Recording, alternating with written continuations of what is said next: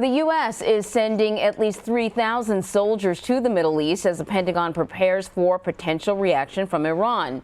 CBS News national security correspondent David Martin joins me now. David, what can you tell us? What's the latest here? Well, both sides are making threats, and both sides have increased the alert level of their forces, including in Iran's case, its ballistic missiles. So this is a recipe for miscalculation, but the Trump administration insists it is having no second thoughts about killing Soleimani when it had the chance. We made the right decision to take out this terrorist. Secretary of State Mike Pompeo watched the Thursday night strike at the Pentagon along with Defense Secretary Mark Esper and Joint Chiefs Chairman Mark Milley. And he is now the administration's chief spokesman defending it, appearing on all the Sunday talk shows. He not only caused enormous death and destruction throughout the region, killed hundreds of Americans over the years, but had done so in the past couple of days. CBS News has learned some military commanders were not in favor of killing Soleimani on the grounds Iran would feel compelled by its national honor to strike back, making the war nobody wants more likely. Democrats are making a similar argument.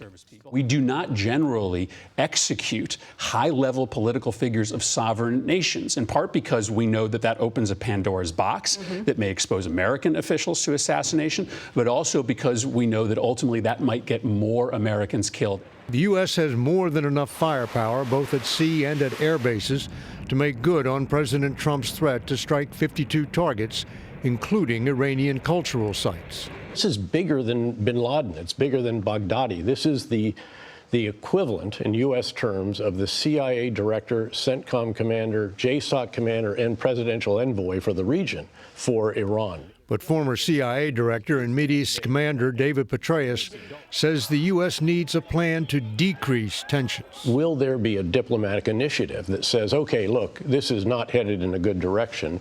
We truly do want to de-escalate.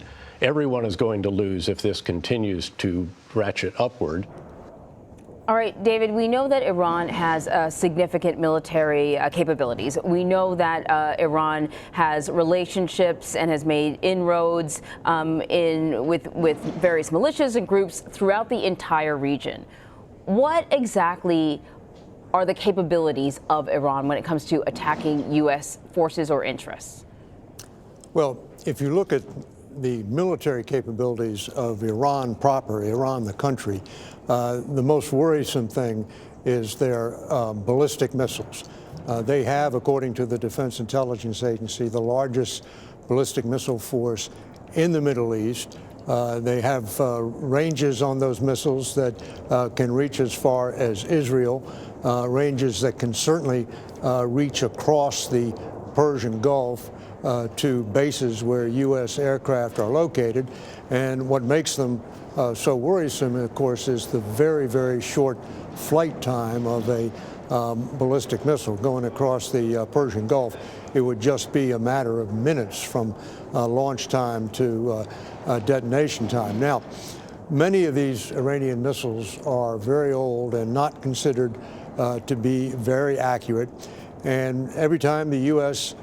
Puts forces into the Persian Gulf, it also puts in air defenses to protect those forces from missile attack.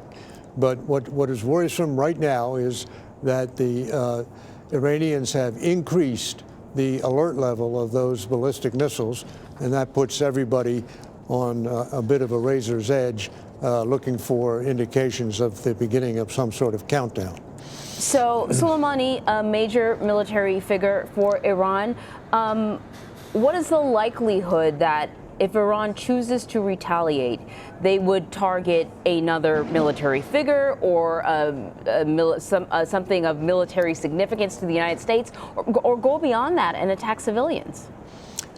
Well, some of their commanders have said just in the past couple of days that the retaliation will be against the U.S. military. And of course, it was the U.S. military that killed Soleimani. And if you look at Iran's history, the single worst disaster to befall the U.S. military in all the years I've been over here at the Pentagon was a suicide bombing of the U.S. Marine barracks in Beirut, Lebanon in 1983 in which 242 Americans were killed. Now, that was carried out by Hezbollah, which is one of Iran's many proxies in the Middle East. So they have capabilities, their own military capabilities, which I should say are far outweighed by U.S. military capabilities.